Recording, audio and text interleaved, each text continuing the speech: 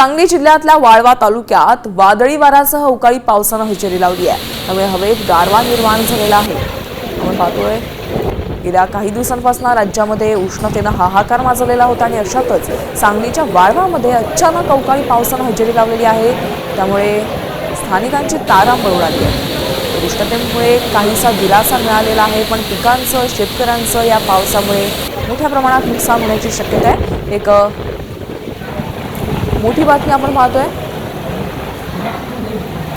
आपण थेट जाऊया सांगलीमध्ये, आमचे प्रतिनिधी विजय पाटील उपस्थित आहेत, त्यांच्याकडे आढावा घेऊया। विजय, आपण पाहतोय गेले काही दिवस सांगलीमध्ये उन्हानं तडाखा बसलेला होता आणि अशात आता वाळवात जोरदार पावसानं हजेरी लावलेली आहे। नक्कीच सांगली जिल्ह्यामध्ये गेल्या काही दिवसापासून उन्हाचा पारा अतिरोध असा वाढलेला आहे। 35 ते 42 पर्यंत तापमान या ठिकाणी जिल्ह्यामध्ये गेलेलं आहे। तर आज दुपारी वाळवा तालुक्यामध्ये अचानक अवकाळी पावसाने हजेरी लावलेली आहे। वादळी वाऱ्यासह या ठिकाणी पाऊस बरसला आहे। त्यामुळे उन्हाने या ठिकाणी हैराण झालेल्या नागरिकांना काहीसा दिलासा मिळालेला आहे। नक्कीच विजय, धन्यवाद या सगळ्या